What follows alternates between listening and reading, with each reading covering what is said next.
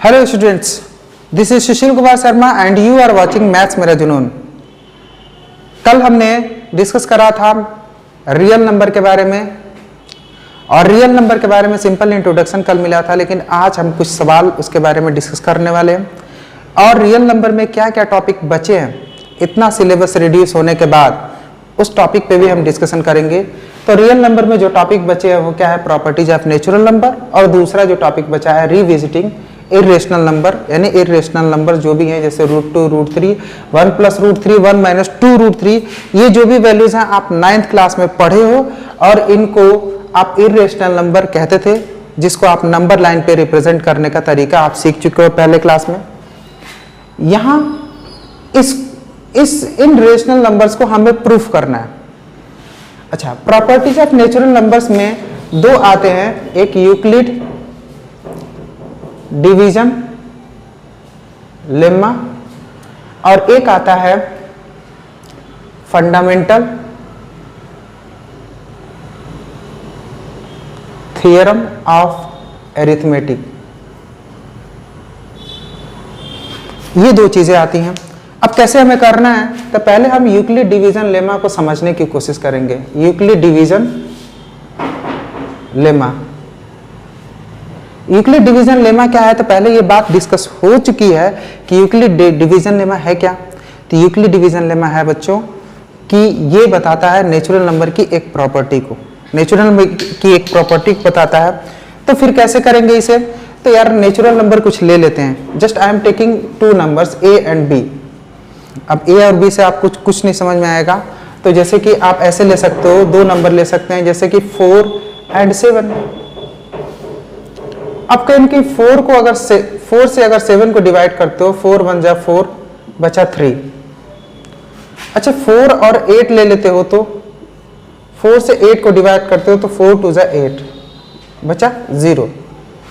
इनमें एक रिश्ता आप बनाना जानते थे, जब आप छोटे थे तो आपको बताया जाता था कि एक काम करो, इसको मल्टीप्लाई करके ये जोड़ दोगे तो ये आ जाएगा। यानी आप पढ़ते थे dividend equal to divisor into quotient plus remainder, ऐसा पढ़ा करते थे आप। तो आप फटाफट किया करते थे कि यार ये डिवीजर है, ओके 4, ये कोशेंट है, ओके 1, प्लस रिमाइंडर कितना है 3। ऐसा पहले भी किया करते थे।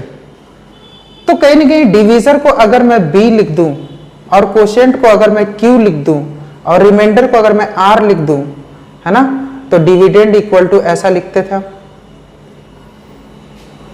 ठीक है।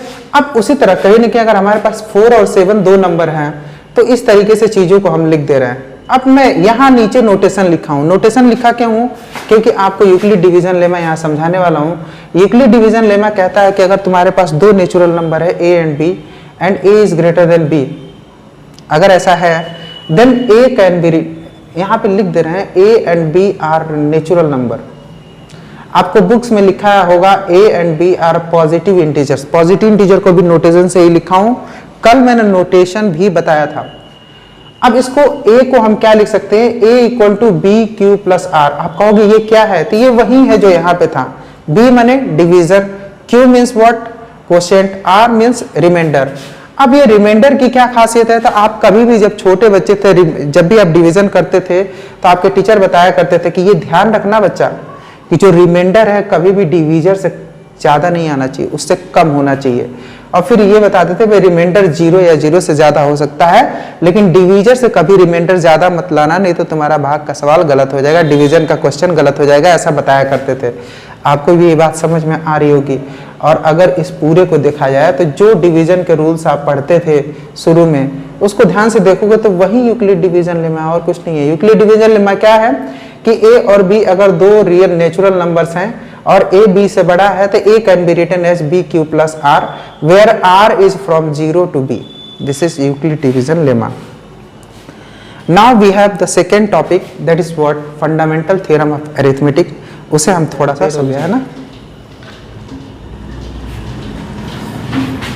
सो now we will discuss fundamental theorem of arithmetic. Fundamental theorem of arithmetic क्या है बच्चों, तो ये है कि इसका डेफिनेशन जो है वो है prime factorisation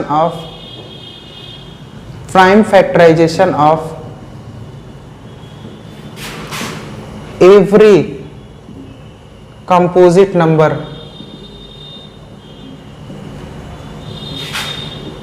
is unique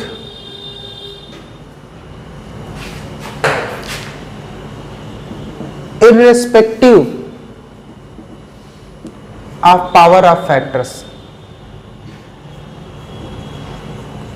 factors के कितने पावर है ये इंपॉर्टेंट नहीं है, लेकिन ये इसमें है कि अगर किसी का भी प्राइम फैक्टराइजेशन करते हो तो वो यूनिक है।